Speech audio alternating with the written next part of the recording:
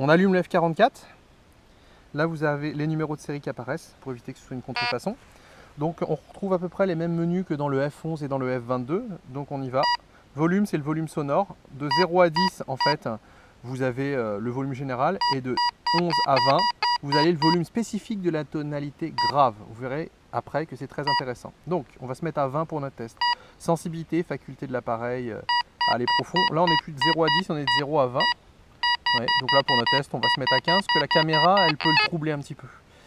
Ensuite, on a le notch, ce qui vous permet, en fait, si vous dites j'enlève le fer, mais je veux aussi enlever cette partie-là. Bon, voilà, c'est pas très utile en France, hein, mais sachez que vous avez la fonctionnalité. Ensuite, vous avez, donc ça, vous y accédez avec menu plus et moins. Ensuite, vous avez le ground grab qui vous permet en pompant de régler l'effet de sol. On verra après. Le pinpoint qui vous permet de localiser la cible. Et les modes qui sont les 5 modes de discrimination. Vous avez le mode jewelry. C'est celui qu'on vous conseille d'utiliser dès le début. Il enlève directement le fer. Le mode coin, ne pas l'utiliser parce qu'en fait vous enlevez l'aluminium, et si vous enlevez l'aluminium, vous perdrez de l'or et des petits alliages. Mais ça, rassurez-vous, vous pourrez, si vous le souhaitez, vous mettre en mode coin et même avec le notch, reprogrammer ces touches-là et les remettre. Ensuite, vous avez le mode artefact qui est le mode où tout sonne, et là, le fer va sonner en grave. Vous avez un mode hérité du F22 qu'on appelle le mode custom, qui est absolument génial, qui vous permet en fait d'assigner à une conductivité, donc à un type d'objet, une tonalité. Par exemple, dire je vais mettre du grave pour le fer, pour le moyennement conducteur, on va mettre la tonalité VCO, vous savez, ce fameux bruit de canard. Et pour tout ce qui est très conducteur, eh bien, on va mettre de l'aigu. Et en fait, vous avez un vrai mode tout métaux qu'on n'a pas dans le F22 et qui vous permet de régler manuellement l'effet de sol. Quand on va ici après, on peut appuyer sur Ground. Et là, regardez, j'appuie, mais je reste appuyé longtemps. Alors ça monte très longtemps en fait. Là, c'est l'effet de sol. Vous voyez, là, on est en accept à fond, à 100. Et si on se met à 0, alors, ça met du temps à descendre. Mais à 0, ça vous permettra de faire de la plage sur sable mouillé comme on va vous montrer. D'accord? Et ça, il faut se mettre en mode tout métaux pour le faire. Sachez que vous mettez en mode tout métaux pour régler votre effet de sol manuellement. Mais sachez que quand vous allez repasser en mode jewelry, il va avoir gardé les paramètres en mémoire. Donc ça, il n'y a pas de problème. Donc il y a deux réglages de l'effet de sol. Le ground grab qui est un effet de sol rapide. Donc regardez, on y va. Là, quand il fait un bruit comme ça, c'est que c'est pas bon. Et là, ça y est, c'est calibré automatiquement. Et là, vous voyez, il n'y a pas de flèche. Ouais, là, il vous dit que l'effet de sol est un peu en train de changer. Là, tout sonne pareil, c'est un petit peu dommage. Et là, le fer ne sonne pas. On a mis 3 cibles. La première, un 10 centimes napo, haute conductivité. La deuxième, une bague en or, moyenne conductivité. Et le ferreux. Alors, regardons un petit peu ce que ça va donner. Alors, on y va. Mettons-nous en mode jewelry. En mode jewelry, on a bel et bien notre cible. Et si on se rapproche, on va avoir l'alerte. Vous la voyez, ça c'est l'alerte qui vous dit que vous êtes très proche de l'objet. Donc l'appareil est très réactif, il n'y a pas de problème. Il n'y a pas de problème sur la bague en or. Et sur le fer, on ne l'a pas, parce que c'est normal, on l'a enlevé le fer. Si jamais on voulait le rajouter, qu'est-ce qu'on fait? On va dans le notch. Et on peut s'amuser à le rajouter. Vous voyez, j'y vais avec plus et moins. Là, je vais le rajouter fer. Et là, regardez. Là, j'ai remis le fer. Et vous voyez, là, on l'entend. Et on peut s'amuser, bien entendu, comme on vous l'a expliqué, à régler l'intensité du son du grave. Regardez, là, on va le baisser. On entend, le fer sonne moins fort. Alors que les autres fils sonnent beaucoup plus fortes. L'avantage de pouvoir régler le volume fer, c'est que si vous êtes sur un endroit où il y a une ancienne habitation, où il y a eu un lieu de passage, un feu, quelque chose qui s'est effondré, vous allez pouvoir entendre les ferreux, d'accord? Mais quelquefois, si vous êtes sur un endroit comme ça, du fer, il y en a tous les centimètres, donc vous allez avoir un concert de bap, bap, bap, bap. Le fait de baisser l'intensité sonore de la tonalité grave vous permet de ne pas trop entendre ça, mais de bien entendre ça. Donc c'est une fonctionnalité qu'on retrouve sur certains hauts de gamme, mais qu'on a aussi sur l'Eurotech Pro, le F22, le F44. D'ailleurs, Technetics, Fisher, tout ça, ça sort de la même usine.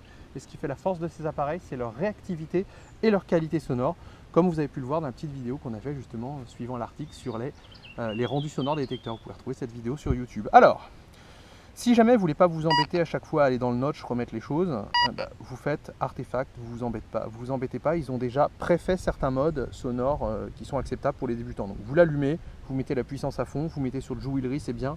Si vous êtes sur un endroit où vous voulez gagner un petit peu en performance, ne rien laisser passer, vous mettez en Artefact. Quand vous aurez bien compris la détection de métaux, ce qu'il faudra faire, c'est passer dans le mode Custom. Le mode Custom vous permet de paramétrer comme vous le souhaitez les tonalités. Alors, comment est-ce que ça fonctionne? Le mode custom, on est dedans. Ce qu'on va faire, on va rester appuyé. Et là, vous voyez, il y a fer qui clignote. Imaginez, on veut s'amuser à ce que le fer sonne en grave. On y va, c'est fait. Donc vous voyez, hop, je l'ai mis en grave. Donc il a le fer. Le fer sonne en grave. Imaginez que maintenant, on veut s'amuser à ce que le fer sonne en aigu. Bah, regardez, on va pas le mettre en 0, c'est VCO. En 1, c'est grave. En 2, on a un médium. Après, on a un peu plus médium. Et là, on a aigu. On va se mettre en aigu. Et là, regardez. Vous entendez? On a bien l'aigu derrière. Bon. Maintenant, nous, ce qu'on va vous conseiller de faire, c'est plutôt de faire ça. Donc, on est toujours en mode custom. On reste appuyé sur mode. C'est-à-dire de faire sonner le fer en grave. Ensuite, tout ce qui est faible conductivité, vous voyez, le 2, on va le mettre non pas en VCO, mais en grave. Rappuyons une nouvelle fois pour passer en 3. On veut que ce soit en grave, vous voyez. J'appuie sur menu pour passer. Là, excusez-moi, on va le remettre sur... excusez-moi, on ne veut pas le mettre en VCO, justement. On veut le mettre en VCO, vous voyez, pour qu'on ait un bruit bien long. Là, c'est pareil, bruit bien long, on est bon. Là, on commence à avoir de la haute conductivité. Donc, ce que je ferais, c'est que là, je mettrais du médium. Et puis, en fait, pour tout ce qui est... là, on peut remettre un petit médium à la limite aussi. Vous voyez. Et pour tout ce qui est aigu, pour tout ce qui est haute conductivité, on va mettre un aigu. Celui-là. Vous voyez. Et on mettra de l'aigu partout. Donc, voilà. Là, on va être bien. Donc, repassons. Donc, regardez ce que ça donne concrètement. Là, on a un VCO. L'or, c'est moyennement conducteur si c'est de petite taille, donc vous entendez? Là, je suis loin, et là, je vais me rapprocher. Ça vous restitue l'impression de profondeur, le mode VCO. Il n'y a aucun traitement par l'appareil. Donc pour nous, sur les cibles faiblement conductrices, c'est ce qu'il faut faire, il faut se mettre en mode VCO. C'est pour ça que l'Eurotech Pro, d'office, il est comme ça, et surtout le G2, on retrouve le bruit du canard. Sur quelque chose de plus conducteur, vous voyez, on met un bruit plus court. Et sur le fer, toujours du grave. Vous entendez le grave? Et là, amusons-nous à le mettre plus fort, le grave. Là, on l'entend bien fort. Mais je trouve encore que sur la 10 centimes Napo, c'est ce qu'on trouve de plus conducteur. Donc le but du jeu, ça va être de la faire sonner encore plus aiguë. Donc qu'est-ce qu'on fait? On est toujours dans le mode custom. Ouais, c'est le 5, c'est là où on était. Et qu'est-ce qu'on va faire? On va pas le mettre en 3 tons. Là, le bruit aigu, c'est celui-là, vous avez vu? On rappuie. Et là, écoutez maintenant. Après, on a ça. Et le fer est comme ça. Donc là, on a vraiment un appareil qui est très simple à utiliser avec des fonctionnalités sonores très avancées. C'est ce qu'on retrouve sur ces appareils à plus de 1000 €. L'appareil est léger, simple à utiliser et on peut vraiment en faire ce qu'on veut. L'effet de sol, il est assisté. C'est le fameux ground grab. Quand il vous met une flèche ici ou là, c'est qu'il vous conseille de le régler. Ou sinon, vous pouvez tout simplement en mode tout métaux à le régler comme vous voulez. Ouais, et là, vous vous remettez sur ground. Et là, vous voyez, vous appuyez et il va se régler. Voilà. Il a 1000 niveaux.